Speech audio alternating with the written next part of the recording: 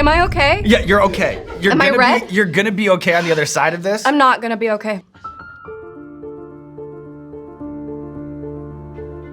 Hey, what's going on, everybody? For First We Feast, I'm Sean Evans, and you're watching Hot Ones. It's the show with hot questions and even hotter wings. And today we're joined by Dakota Johnson.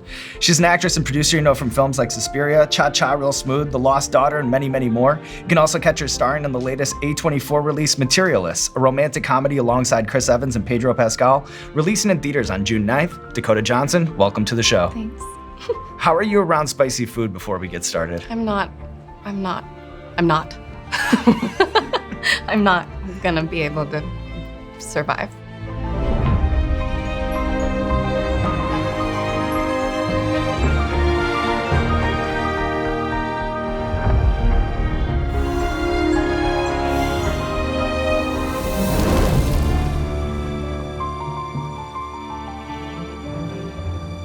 I don't even really like chicken. I'm scared. This one's fine, right? Yeah, no big I deal. won't cry yet? I don't think so.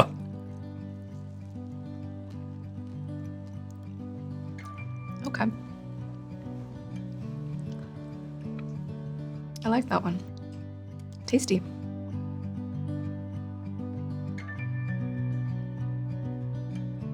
Did you learn anything interesting about the world of high-end matchmaking making this film? You know, it must have been really helpful, valuable to have the perspective of a director like Celine Song who had actual real-life experience in the business. Wow, you're very good at this.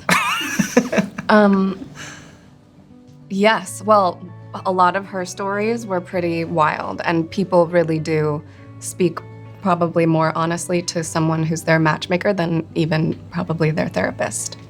The way that Celine approached it was that it is like a business deal, and Lucy's like trading in love. It's really interesting, very opposite to how I think about things.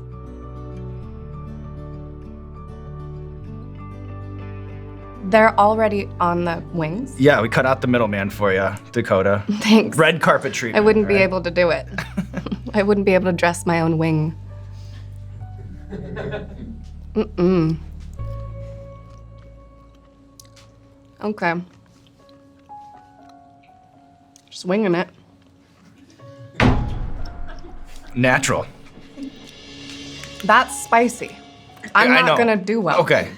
And I'm not gonna lie to you either. That's the trajectory that we're on going forward, okay?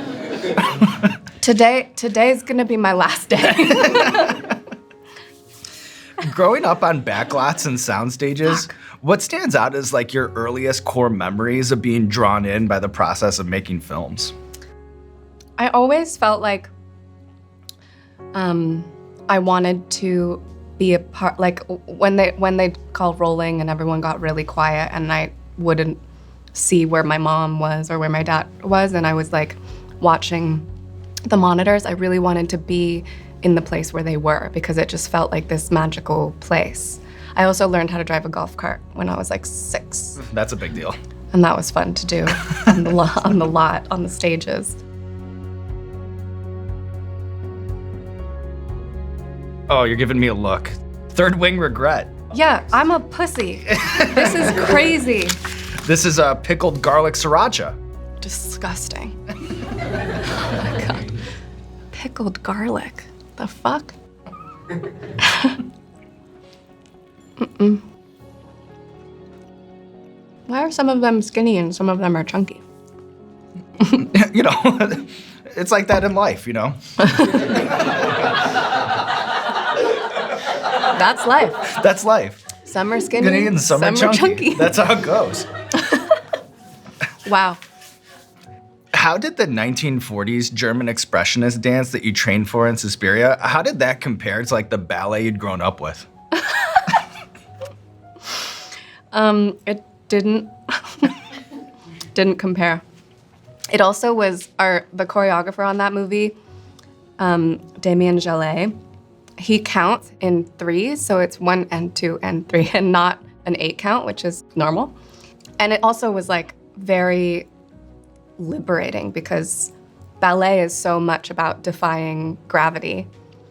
And the dance that we learned was about like really giving into it and looking quite, angular and like primal.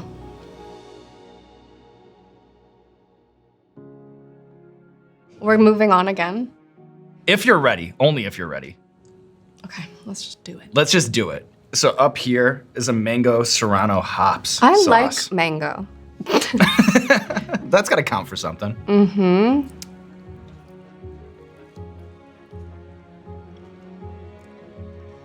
Seems like you're struggling a bit. I am. I'm sharing in the experience with you, and I'm no superhero. You know, I feel it all the same. I'm also not a superhero. Tried, failed.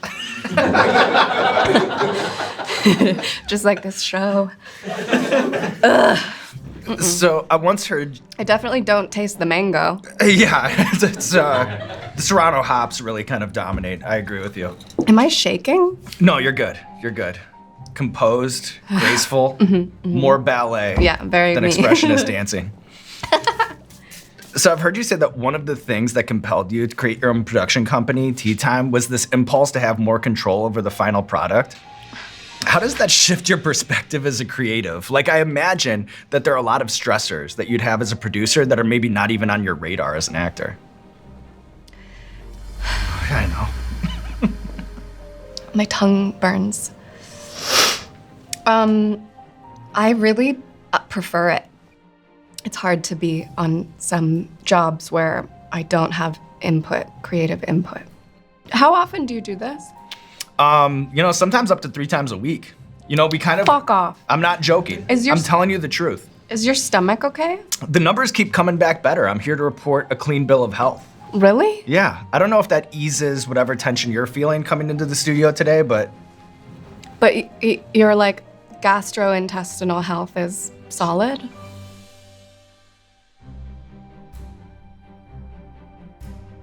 I'm really upset. I don't want to eat these. And you know what? But I'm you going don't have to. Right? Yes, I and do. I appreciate that. I appreciate that. All right, if you're ready to move on, this next one is called Spicier Sauerkraut and Mustard. Okay.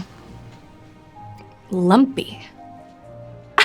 Some of us are, you know?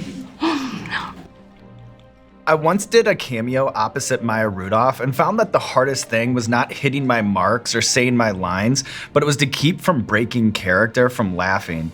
As someone who's done their fair share of comedies, have you ever had the experience of struggling to get through a scene simply because your co-star kept cracking you up? Yes. Even in not funny movies, I struggle to get through scenes.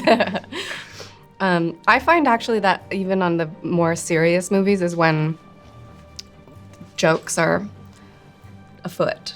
Oh, that's interesting. Like, maybe if you're doing like an intense psychological drama, maybe it's like more important that you're laughing in between. Is that true? Yeah, definitely. Also, I mean, for me at least, I think there's actors probably that need to maintain a certain mindset for the whole time, but I don't do that. I'm like a very unserious person.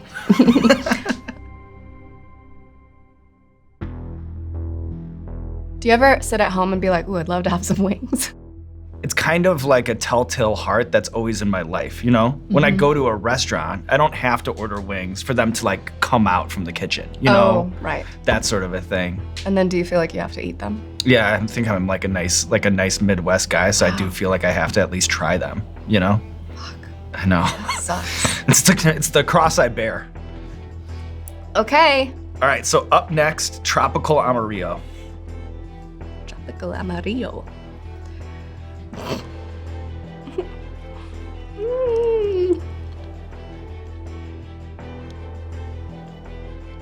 There used to be a hot wings restaurant around the corner from my apartment when I was younger. Did you visit? Yeah, I went there. Fond memories? I feel like I'm doing pretty good. You are doing good. Am I? But I knew just that saying you that? would, with just the mindset that you walked I don't in know. with. My mouth is on fire and it's numb. But I wouldn't be able to tell. Calm and composed from the outside. I did go to the Hot Wings Cafe. That's what it was called, Hot Wings Cafe. I like that they spell it out for you. Did you ever were you a mild kind of order?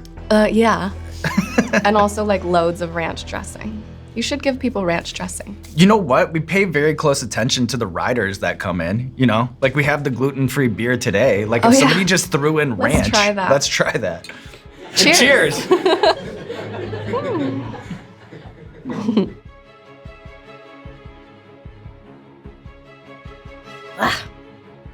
So up next is apricot. Yeah, you hit it. It's the emphasis on the apricot. Do you say apricot or apricot? Apricot. I say apricot, I think. Is that weird? No, but who's right, you know? Who's right? Who's right? Maybe let's switch. I'll start saying apricot and you go with apricot. Okay. That was a big bite, Sean. Are you okay? Are you hungry? They rip how they rip, you know? Do you have a diagnosis as to why Hollywood is so risk-averse? You know, it's a topic that's discussed ad nauseum in industry media, but I'm curious what you've observed up close and personal.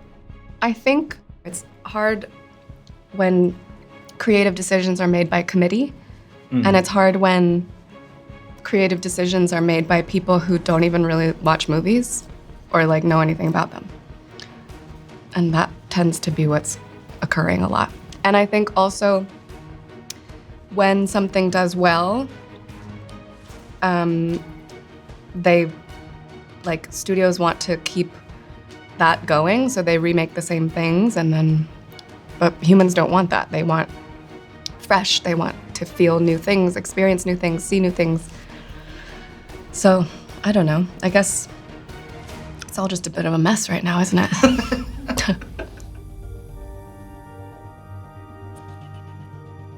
Chipotle puree, orange juice. What's going on? Oh, fucking bitch.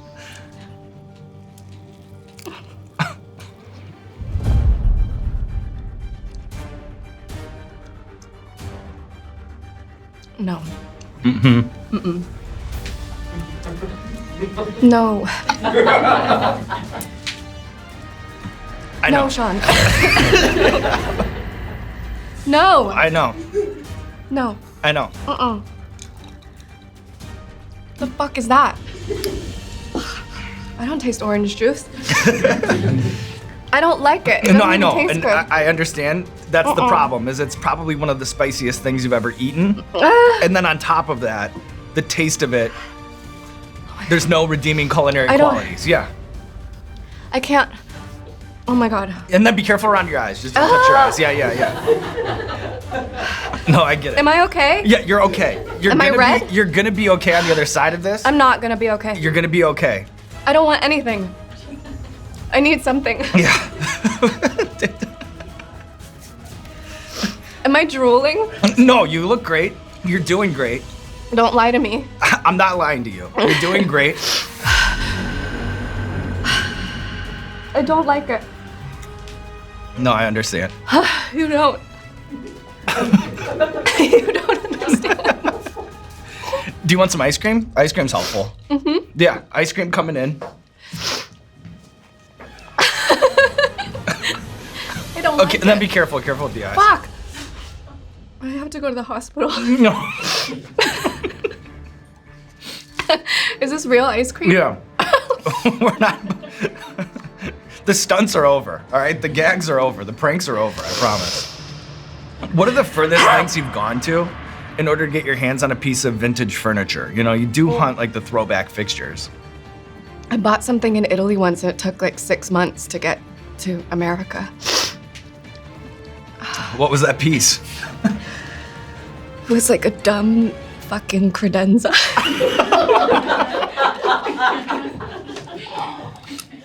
Worth the wait? Do you still have it? I have it, yeah. Not worth the wait.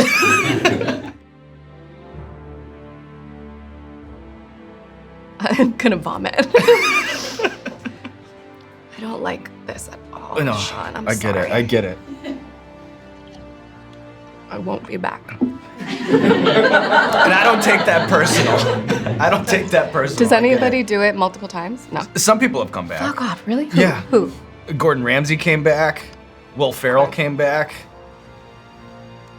I was once on a talk show with Gordon Ramsay, I was on James Corden. We were sitting on the couch together, and I realized afterwards that if they got married, his name would be Gordon Corden. And I was so annoyed that I didn't think of that on the show. Well, I'm happy that we could offer the platform for you to get it off now, you know? Thank you. This was worth it. I told James that joke, and he was like, "You're an idiot."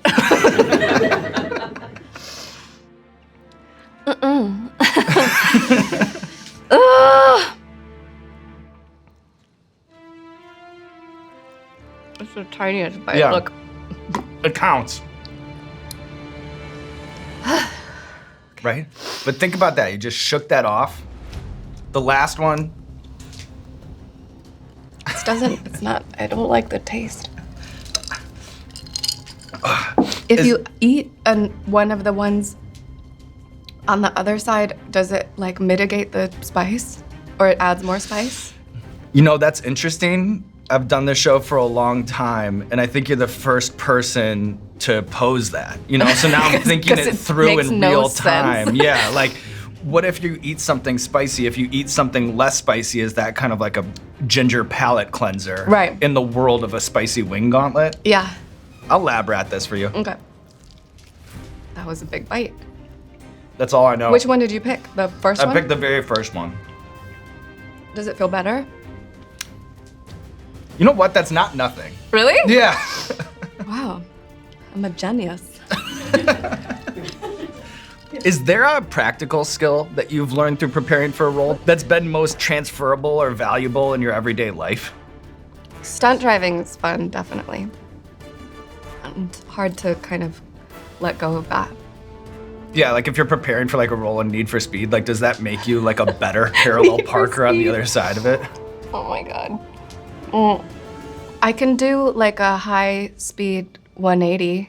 I'm really good at parallel parking too. I'm like a one and done. Whoa. Yeah. And look at you running this gauntlet over here. Are you gonna put more sauce on your wing? Do I have to do that?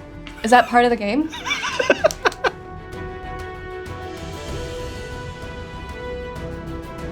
I don't want to be a little bitch. I don't want to. You don't have to. I'm going to. That's the catchphrase. Okay. Little tiny dab. Okay. There we go. Okay.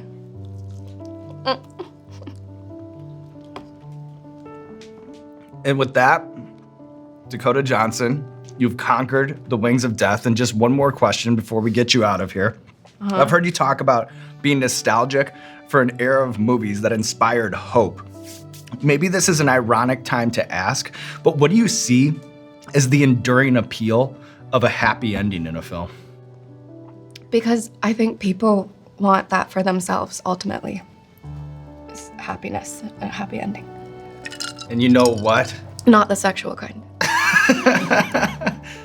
But look at you today, putting a bow on this episode here. I would describe this as a happy ending before we roll the credits, and now there's nothing left to do but roll out the red carpet for you, Dakota Johnson. This camera, this camera, this camera, let the people know what you have going on in your life. What do you mean? Like if you have a movie coming out or something. Oh.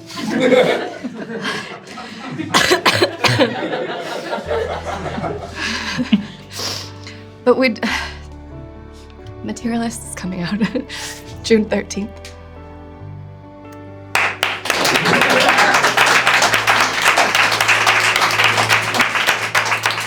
I don't like it. Thank you for having me. Thanks for ruining my life. You did so good. You did so good. You did so good. Fans will really like this, and you'll be happy you did it on the other side, all right? I will. You don't have to agree. I'm so happy I did it. Woo! You love Truth or Dab and the even spicier Refresh Edition, and now we're turning up the temperature and raising the stakes with our brand new Hot Ones Roulette. It's an explosively hilarious push-your-luck party game filled with suspense, consequence, and of course, hot sauce. The game is simple. Roll the dice of doom, flip a card, and try to avoid the dab at all costs. Hot Ones Roulette is available at wildertoys.com. That's wildertoys.com to get your hands on Hot Ones Roulette. Godspeed and be careful around the eyes.